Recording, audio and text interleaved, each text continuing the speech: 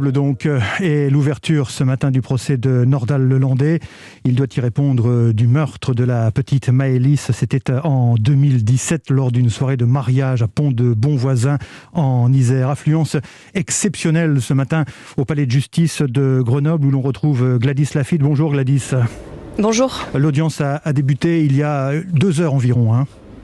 Oui, avec l'arrivée de Nordal Lelandais dans le box vitré, habillé d'une chemise bleu ciel, les mains jointes devant lui. Il a retiré son masque, le temps de décliner son identité dans cette salle suspendue au son de sa voix, calme et assurée. Puis il s'est assis, le temps du tirage au sort des jurés et de l'appel des témoins, sans un regard vers la famille de Maëlys.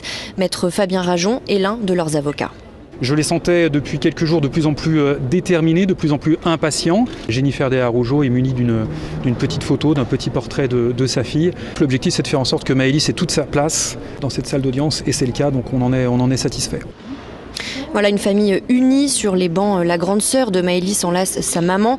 Tous sont arrivés ensemble ce matin, réunis autour d'un large portrait peint de Maëlys aux couleurs joyeuses. Et autour de leur cou, un cordon rouge, signe qu'ils ne veulent pas répondre à la presse très nombreuse. Le public aussi a répondu présent. Certains sont venus soutenir la famille en affichant sur une banderole et sur des petites affiches « Vérité et justice pour Maëlys » collées un peu partout autour du tribunal. Merci Gladys Lafitte du service police-justice d'Europe 1, procès qui est prévu sur 3 semaines aux assises de Grenoble. Jean-Luc Boujon est avec nous. Bonjour Jean-Luc. Bonjour. Correspondant d'Europe 1 à Lyon. Vous avez, Jean-Luc, suivi cette affaire depuis le début. Nordal Lelandais n'a passé, on peut le dire, que des aveux partiels dans ce dossier. Et les proches de la fillette, sa famille, espèrent en fait qu'il va en dire plus à l'occasion de ce procès. Oui, parce que durant l'enquête, Nordal Lelandais n'a avoué les choses que lorsqu'il ne pouvait faire autrement, c'est-à-dire quand les enquêteurs lui ont présenté des éléments matériels irréfutables. On pense par exemple à la micro-tache de sang de Maëlys retrouvée dans le coffre de sa voiture. Là, il avait bien été obligé d'avouer qu'il avait tué la petite fille. Mais c'est vrai que sur les circonstances exactes de l'enlèvement, sur celles du meurtre, eh bien des zones d'ombre subsistent, tout simplement parce que Lelandais n'a jamais donné beaucoup de détails. Il a juste expliqué que Maëlys était montée dans sa voiture de son propre chef pour qu'il l'emmène voir ses chiens, mais qu'ensuite elle s'était mise à pleurer et avait voulu retourner au mariage et qu'agacé, il lui avait donné plusieurs coups de poing qui avaient involontairement causé le décès de la petite fille.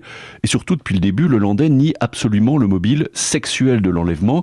La famille de Maëlys pense exactement le contraire, même si aucun élément matériel n'a pu le démontrer. Écoutez le père de Maëlys, Joachim Desarrougeot.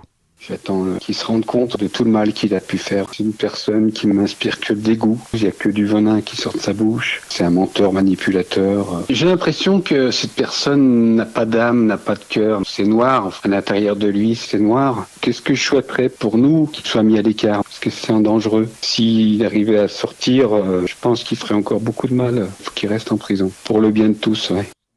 Donc la question maintenant est de savoir, est-ce que Lelandais va enfin accepter de livrer ses secrets face à la famille de sa victime? On se souvient qu'en mai dernier à Chambéry, lors du procès du meurtre d'Arthur Noyer, il n'avait rien dit malgré plusieurs demandes émanant des proches du militaire et même de son propre avocat. Merci Jean-Luc Boujon, correspondant d'Europe 1 dans la région Rhône-Alpes.